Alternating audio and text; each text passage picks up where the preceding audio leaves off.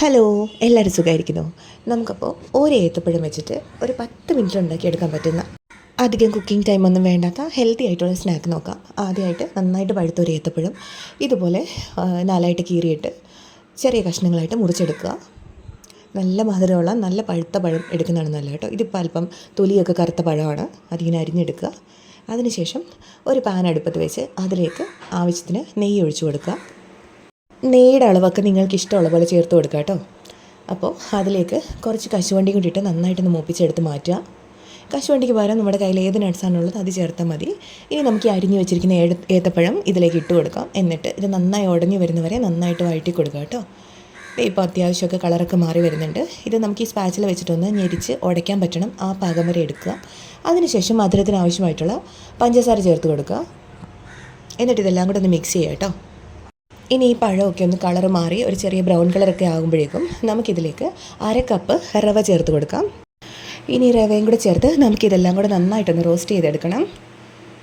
റവയുടെ കളറൊന്നും മാറേണ്ട ആവശ്യമില്ല, ജസ്റ്റ് ഒന്ന് റോസ്റ്റ് ചെയ്തെടുത്താൽ മതിയാവും. ഇനി ഇതിലേക്ക് നമുക്ക് പാലാണ് ഒഴിച്ചു കൊടുക്കേണ്ടത്. ഞാനിവിടെ ഒരു 1/2 കപ്പ് പാൽ ഒഴിച്ചു കൊടുക്കുന്നുണ്ട്. നിങ്ങൾക്ക് അളവ് കൂടുതൽ പാലിന് ആവശ്യമുണ്ടെന്ന് തോന്നുവാണെങ്കിൽ ചേർത്ത് കൊടുക്കുക കേട്ടോ. എന്ന് വെച്ചാൽ ഭയങ്കര റണ്ണിയായി പോകണ്ട. ഇനി ഇതിലേക്ക് ഫ്ലേവറിന് വേണ്ടിയിട്ട് 1 ടീസ്പൂൺ ഏലക്ക പൊടിച്ചത് ചേർത്ത് കൊടുക്കുന്നുണ്ട്. പഞ്ചസാര കൂട്ടി പൊടിച്ചുകൊണ്ടാണ് ഈ വൈറ്റ് കളർ കേട്ടോ. ഇനി ഇതിലേക്ക് ടേസ്റ്റൊക്കെ ഒന്ന് ബാലൻസ് ചെയ്യാൻ വേണ്ടിയിട്ട് 1 നുള്ളു ഉപ്പ്, വളരെ കുറച്ച് അളവിൽ ഉപ്പും കൂടെ ചേർത്ത് കൊടുക്കാം. എന്നിട്ട് ഈ പാലെല്ലാം വറ്റി നമ്മുടെ ഈ റവ നന്നായിട്ടൊന്ന് വെന്ത് വരണം. വെന്ത് നമുക്കൊരു മാവായിട്ട് ഇങ്ങനെ ഉരുട്ടിയെടുക്കാൻ പറ്റും. നമ്മൾ ഈ ചപ്പാത്തി മാവൊക്കെ കുഴച്ചെടുക്കത്തില്ലേ, അതുപോലെ നമുക്കൊരു ഡോ ആയിട്ട് തയ്യാറായി വരും. അതുവരെ ചെറുതീയിൽ ഇളക്കി കൊടുക്കുക. തീ കൂട്ടി വെക്കരുത്, അത് പെട്ടെന്ന് തന്നെ ഈ പാല് വറ്റിയിട്ട് റവ വേവത്തുമില്ല, ഇത് കരിഞ്ഞും പോകും. അതുകൊണ്ട് ചെറുതീയിൽ ഇളക്കി യോജിപ്പിക്കുക. ഞാൻ ഇതിലേക്ക് ഒരു ലേശം മിൽക്ക് മെയ്ഡും കൂടി ചേർത്ത് കൊടുക്കുന്നുണ്ട്. അത് ഓപ്ഷണലാണ്, നിങ്ങൾക്ക് കയ്യിലുണ്ടെങ്കിൽ മാത്രം ചേർത്താൽ മതി. ഇല്ലയെന്ന് പറഞ്ഞ് ഒരു ടേസ്റ്റ് കുറവും ഉണ്ടാകത്തില്ല, ഉണ്ടെങ്കിൽ ചേർത്ത് കൊടുക്കുക. ഇതധികം കുക്കിംഗ് ടൈം ഒന്നും വേണ്ടാത്ത, നമ്മുടെ കുഞ്ഞുങ്ങളൊക്കെ സ്കൂളിൽ നിന്ന് വരുമ്പം നമുക്ക് ഉണ്ടാക്കി കൊടുക്കാൻ പറ്റുന്ന നല്ലൊരു സ്നാക്കാണ്. അതും ഹെൽത്തി ആയിട്ടുള്ളൊരു സ്നാക്കാണ്. നമ്മൾ എണ്ണയിലൊന്നും വറുത്ത് കോരുന്ന ഒന്നുമല്ല. അപ്പോൾ ഇത് ആർക്ക് വേണമെങ്കിലും പെട്ടെന്ന് ട്രൈ ചെയ്ത് നോക്കാൻ പറ്റുന്ന ഒരു കാര്യമാണ്. ഇതിപ്പം കണ്ടില്ലേ, നന്നായിട്ടിത് വെള്ളമൊക്കെ വറ്റി ഒരു മാവ് പോലെ റെഡിയായി വന്നിട്ടുണ്ട്. ഇനി ഞാനിത് ഒരു ഗ്രീസ് ചെയ്തൊരു പാത്രത്തിലേക്ക്, എണ്ണയോ നെയ്യോ തടവിയ ഒരു പാത്രത്തിലേക്ക് ഇട്ട് കൊടുക്കുകയാണ്. അത് ഏത് ഷേപ്പിൽ വേണമെങ്കിലും ഉള്ള ഇതെടുക്കാം കേട്ടോ. നിങ്ങൾക്കിപ്പം വേണം ബോൾസ് ആയിട്ട് എടുക്കണമെങ്കിൽ അങ്ങനെ എടുക്കാം. ഞാനിപ്പോൾ ഇതൊരു പാത്രത്തിലേക്ക് ഇട്ടിട്ട് സ്ക്വയർ പീസസ് ആയിട്ട് മുറിച്ചെടുക്കാൻ വേണ്ടിയിട്ടാണ്.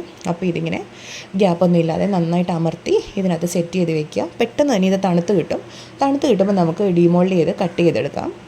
ഞാൻ പറഞ്ഞല്ലോ, ബോൾസാക്കി എടുക്കണം എന്നുണ്ടെങ്കിൽ ഒന്ന് തണുത്തതിന് ശേഷം ഉരുട്ടിയെടുത്താൽ മതിയാവും. അപ്പോൾ കയ്യിൽ എണ്ണയോ നെയ്യോ ഒന്ന് തടവിയാൽ മതി. ഇതിപ്പോൾ പെട്ടെന്ന് തന്നെ കടലിൽ ഇളകി വന്നിട്ടുണ്ട്. ഇനി നമുക്കിതൊന്ന് കട്ട് ചെയ്തെടുക്കാം. കട്ട് ചെയ്തതിന് ശേഷം നമുക്ക് ഇങ്ങനെ തന്നെ കഴിക്കാം. നല്ല സോഫ്റ്റ് ആയിട്ടുള്ള നല്ല ടേസ്റ്റി ആയിട്ടുള്ള ഒരു പലഹാരമാണ്. വേണമെങ്കിൽ ഇത് നമുക്ക് ഒന്നുകൂടെ ഒന്ന് മൊരിച്ചെടുക്കാം. അപ്പോൾ നമുക്ക് പുറമേ നല്ല ക്രിസ്പിയും അകത്ത് നല്ല സോഫ്റ്റ് ആയിട്ടുള്ള ഒരു ടെക്സ്ചർ കിട്ടും. ഞാനിത് അതേ പാനിലേക്ക് തന്നെ ഒരു ലേശം കൂടെ നെയ്യ് ഒഴിച്ചിട്ട് 2 വശവും നമ്മൾ മീനൊക്കെ പൊരിക്കുന്ന പോലെ അതിലേക്ക് വെച്ചിട്ട് 2 വശവും ഒന്ന് മൊരിച്ചെടുത്താൽ മതി. എല്ലാ ഭാഗവും മൊരിക്കാൻ പറ്റുമെങ്കിൽ അങ്ങനെ ചെയ്യുക. ഞാനിപ്പം എളുപ്പത്തിന് 2 വശം മാത്രമേ മൊരിച്ചെടുക്കുന്നുള്ളൂ. അങ്ങനെ എടുക്കുക. ഇതേണ്ടല്ലേ, പെട്ടെന്ന് തന്നെയാവും. കാരണം ഈ പഴവും പഞ്ചസാരയൊക്കെ ഉള്ളതുകൊണ്ട് തന്നെ ഇത് പെട്ടെന്ന് തന്നെ മൂത്ത് കിട്ടും കേട്ടോ. ഇനി നമുക്കിത് ചൂടോടെ തന്നെ സെർവ് ചെയ്യാം. നല്ല ടേസ്റ്റിയാണ്. വൈകിട്ട് ചായക്കൊക്കെ ഉണ്ടാക്കാനായിട്ട് പറ്റുന്ന എളുപ്പമുള്ളൊരു പലഹാരമാണ്. ഇപ്പോൾ എല്ലാവരും ട്രൈ ചെയ്ത് നോക്കുക. ട്രൈ ചെയ്തിട്ട് എങ്ങനെയുണ്ടെന്ന് ഫീഡ്ബാക്സിൽ തീർച്ചയായിട്ടും അറിയിക്കുക.